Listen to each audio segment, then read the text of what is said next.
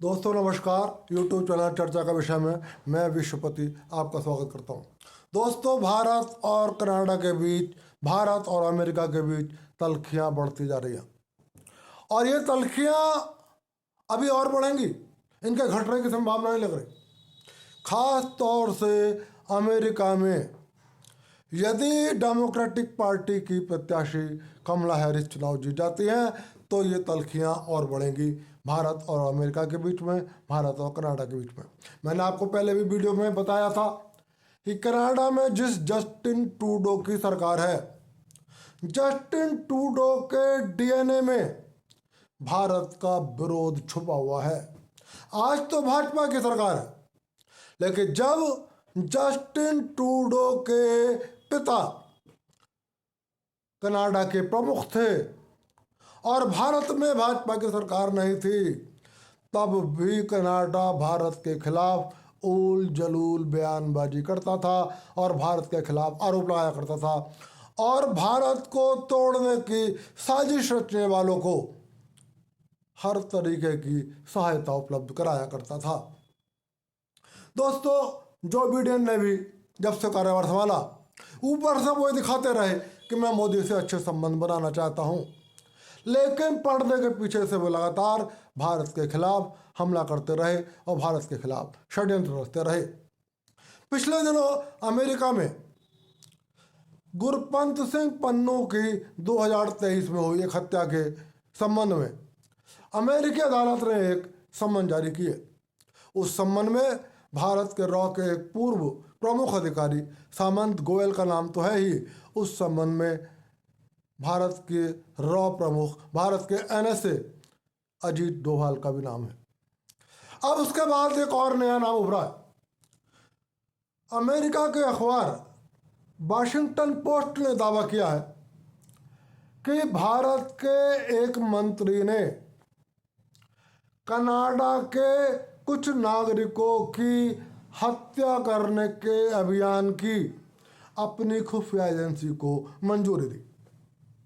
उसने नाम नहीं खोला कि वो कौन सा मंत्री है। उसके बाद उस अमेरिकी अखबार के एक पत्रकार ने कनाडा के एक मंत्री को फोन किया। यह बात कनाडा सरकार के एक मंत्री ने खुद कही है कि मेरे पास वाशिंगटन पोस्ट के संवाददाता का फोन आया और उन्होंने पूछा कि क्या आपने कनाडा की किसी समिति के सामने भारत के किसी मंत्री का नाम लेकर ये कहा है कि इस मंत्री ने कनाडाई नागरिकों की हत्या के अभियान को अपनी खुफिया एजेंसी को मंजूरी दी। तो उस मंत्री ने फिलहाल एक बयान जारी करके कहा है कि मैंने इस बात की पुष्टि करी और उस अखबार के संवाददाता को कहा, हाँ, मैंने भारत सरकार के एक मंत्री का नाम लिया है। उन्होंने कहा है कि भारत के वो मंत्री कोई और नहीं, भारत की राजनीति के चाणक्य कहे जाने वाले भारत के तेज तर्रार मंत्री, जिन्होंने रातों रात कश्मीर से धारा 370 हटा दी, देश और दुनिया देखती रह गई, वो अमित शाह हैं, जिनका नाम उसने लिया है। भारत ने आरोपों का खंडन किया। भारत ने कहा कि भारत सरकार ने कहा कि ये बयान झूठे हैं, बेबुनियाद हैं, इनके पीछे कोई साक्ष्य नहीं है, कोई तथ्य नहीं है। अब एक अमेरिकी अधिकारी ने प्रेस कॉन्फ्रेंस में कहा है कि कनाडा के बयान बहुत गंभीर हैं और अमेरिका बहुत गंभीर चिंता व्यक्त करता है कि भारत सरकार का एक मंत्री ने ऐसे किसी अभियान को मंजूरी दी है। भारत ने जवाब में कहा है कि अमेरिका की चिंताएं भी व्यर्थ हैं और अमेरिका जानबूझकर तनाव को बढ़ा रहा है। और भारत ने कनाडा की सरकार पर आरोप लगाया है कि वो दुर्भावना से ग्रसित है और वो भारत के ऊपर झूठे आरोप लगा रहा है। दोस्तों, जस्टिन ट्रूडो के परिवार में भारत का विरोध का डीएनए है। जब जब उनकी सरकार रही है तब तब उन्होंने भारत का विरोध का रुख अपनाया है। जब उनके पिता कनाडा के प्रमुख थे, उस समय भारत में भाजपा की सरकार नहीं थी। उस समय गृह मंत्री अमित शाह नहीं थे, एक और दलों की सरकार थी। लेकिन तब जस्टिन ट्रूडो के पिता ने तब भी भारत के खिलाफ रुख अपनाया था और भारत विरोधी ताकतों की हर तरीके से सहायता करी थी। फिलहाल वही स्थिति जस्टिन ट्रूडो की है और जस्टिन ट्रूडो भारत के विरोधियों को हर संभव मदद कर रहे हैं।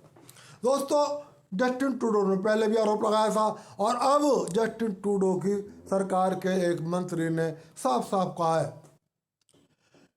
कि गृह मंत्री अमित शाह ने नागरिकों की हत्या के अभियान को मंजूरी दी। मैं आपको बता दूं कि ये कौन से नागरिकों के बारे में कहा जा रहा है। ये वो नागरिक हैं कनाडा के जिन्होंने कनाडा की नागरिकता ले ली है, लेकिन कनाडा में रहकर भारत को तोड़ने के षड्यंत्र कर रहे हैं, भारत में आतंकवादी हमलों को अंजाम देते हैं, कनाडा में भारत के नागरिकों पर हमले करते हैं और कनाडा के और अमेरिका के राजनयिक मिशनों पर हमले करते हैं। कनाडा में हरदीप सिंह निज्जर की अज्ञात बंदूकधारियों ने हत्या कर दी थी। कनाडा सरकार का आरोप है कि ये भारत की खुफिया एजेंसी के द्वारा भाड़े पर लिए गए हत्यारों ने ये करी थी। फिलहाल मैं कनाडा की सरकार से एक बात कहना चाहता हूँ, या यूट्यूब चैनल की अपने चर्चा के विषय की ओर से कहना चाहता हूँ। हालांकि हम पूरी तरीके से भारत सरकार के रुख से सहमत हैं, हमें भारत सरकार पर पूरा विश्वास है। यदि भारत सरकार ये कह रही है तो इसका मतलब ये निश्चित है कि भारत के किसी मंत्री ने कनाडा के किसी नागरिक की हत्या के अभियान को मंजूरी नहीं दी है।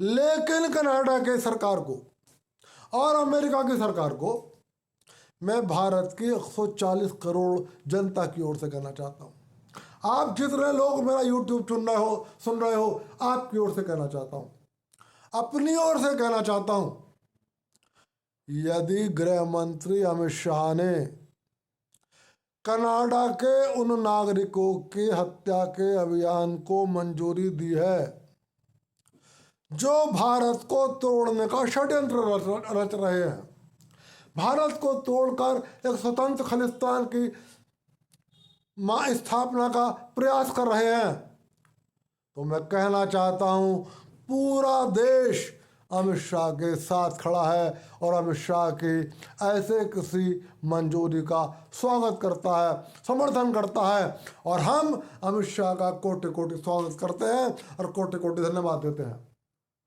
दोस्तों, कनाडा की सरकार और अमेरिका की सरकार साफ साफ सुन ले, जो भी ये सोचेगा कि हम भारत को तोड़ेंगे, भारत उनको तोड़ेगा। अब यही भारत सरकार की नीति है। वो जमाना चला गया जब भारत में ऐसी सरकारें हुआ करती थी जो विदेशी लोगों के इशारे पर नाचती थी, कुछ विदेशी खुफिया एजेंसियों के इशारे पर नाचती थी, कुछ विदेशी उद्योगपतियों के इशारे पर नाचती थी, तो कुछ विदेशी ताकतों के इशारे पर नाचती थी। अब भारत के 140 करोड़ लोगों के द्वारा चुनी गई वो सरकार है जो नाचती तो है, लेकिन किसके इशारे पर? भारत के 140 करोड़ लोगों के इशारे पर। वो उसकी आकांक्षाओं को पूरा करती है और भारत की 140 करोड़ की जनता ने भारत सरकार को इस बात के लिए मत दिया है, इस बात के लिए वोट दिया है कि आपको भारत की अखंडता को अक्षुण्ण रखना है।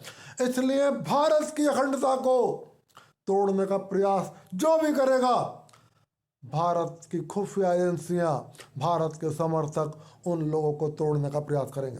दोस्तों, वैसे मैं आपको बता दूं, इस तल्खी के पीछे सिर्फ हरदीप सिंह निज्जर की हत्या या खालिस्तानी और आतंकवादी और हत्यारा गुरपत सिंह पन्नू की हत्या का प्रयास नहीं है।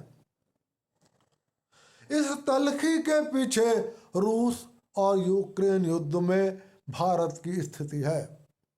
आपको याद होगा, रूस और यूक्रेन युद्ध में अमेरिका, कनाडा और सारे पश्चिमी देश यूक्रेन की मदद कर रहे हैं, यूक्रेन को हथियार दे रहे हैं, यूक्रेन को खाने पीने का सामान भी दे रहे हैं, यूक्रेन के नागरिकों को शरण भी दे रहे हैं। उन्होंने रूस के ऊपर बहुत प्रतिबंध लगाए हैं। वो चाहते थे, जैसे पहले की सरकारें भारत में हुआ करती थी, कि जो हमने कह दिया वो कर दो, तो उन्हें उम्मीद थी कि जब हमने प्रतिबंध लगाया है तो अब भारत सरकार भी प्रतिबंध लगाएगी। लेकिन आपको याद होगा जयशंकर का एक बयान, विदेश मंत्री जयशंकर का बयान, भारत अपने हिसाब से फैसला करेगा। यदि यूरोप को जरूरत गैस की होती है तो यूरोप गैस खरीद लेता है, यूरोप को जरूरत तेल की होती है वो तेल खरीद लेता है, तब प्रतिबंध कहाँ चले जाते हैं। तो एस जयशंकर ने साफ कहा था कि भारत के अपने हितों पर कुठाराघात नहीं होने देगा। यदि इन प्रतिबंधों से भारत के हितों को नुकसान पहुंचेगा तो भारत इन प्रतिबंधों को लागू नहीं करेगा। और यह टीस अमेरिका के दिल में है, यह टीस कनाडा के दिल में है, और यह टीस पश्चिमी देशों के दिल में है। दोस्तों, सबको दिख रहा है दुनिया की स्थिति विकट होती जा रही है। फिलहाल शांति नजदीक दिखाई नहीं दे रही। मैंने आपको काफी समय पहले कहा था आने वाले कुछ साल युद्धों के हैं, और फिलहाल भी जिस तरीके के हालात हैं, मतलब उत्तरी कोरिया की सेना रूस की ओर से लड़ने पहुंच गई है। उत्तरी कोरिया ने अपनी मिसाइलें रूस को दी हैं, ईरान अपने हथियार अपनी ओर से मिसाइलें और ड्रोन रूस को दे रहा है। भारत ने रूस का समर्थक होने के बावजूद ये कहा है कि भारत युद्ध का समर्थन नहीं करता। भारत का ये मानना है कि युद्ध से किसी समस्या का समाधान नहीं होता, समाधान बातचीत से होता है। भारत ने पुतिन से साफ कहा, प्रधानमंत्री मोदी ने, कि ये युद्धों का काल नहीं है। ये कहने की हिम्मत जो बिडेन में नहीं थी, ये कहने की हिम्मत किसी पश्चिमी देश में नहीं थी, ये कहने की हिम्मत जस्टिन ट्रूडो में नहीं थी, लेकिन ये हिम्मत भारत के प्रधानमंत्री में थी। फिलहाल पिछले कुछ दिनों से ऐसे जयशंकर जी के बयानों से लगता है कि यदि आने वाले समय में रूस यूक्रेन की स्थिति और विकट होती है तो भारत रूस के साथ खड़ा होगा। अतीत में कई मौके ऐसे आए हैं जब संकट के समय अमेरिका ने भारत को परेशान करने का प्रयास किया, तब रूस ने भारत की मदद करी है। एस जयशंकर ने कहा है कि अब समय आ गया है कि यदि रूस पर संकट आता है तो भारत अपने हितों का ध्यान में रखते हुए रूस के साथ खड़ा होगा। हम ये नहीं कह रहे कि हम रूस की ओर से युद्ध करेंगे, लेकिन रूस की मदद करेंगे।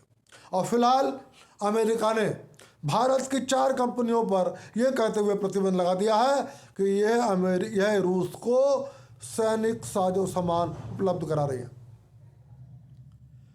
यदि वो कंपनियां करा रही हैं तो भारत की जनता उन कंपनियों का समर्थन करती है। यह भारत सरकार की नीतियों का अनुरूप है। अमेरिका ने 400 कंपनियों पर प्रतिबंध लगाया है दुनिया भर की, लेकिन इसमें से 4 भारतीय कंपनियां हैं। तो दोस्तों, कहने का सार सिर्फ यह है कि एक तो बात आने वाले दिनों में समझ लीजिए, कमला हैरिस यदि चुनाव जीतती है तो ये तल्खियां और बढ़ेगी।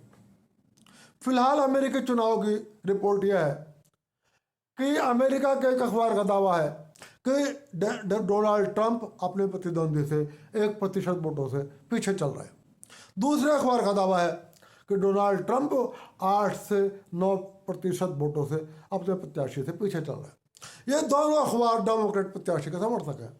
और जब राष्ट्रपति डोनाल्ड चुनाव जीते थे तब भी इन दोनों अखबारों ने डेमोक्रेट प्रत्याशी के पक्ष में समर्थन होने का दावा करा था, इसलिए इनके दावे पर विश्वास नहीं करा जा सकता।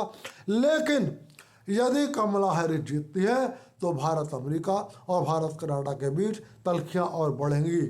और यदि डोनाल्ड ट्रंप जीतते हैं तो परिस्थितियों में कुछ बदलाव आ सकता है। लेकिन दोस्तों, तल्खियां कितनी भी बढ़ जाएं, आपको डरने की जरूरत नहीं है।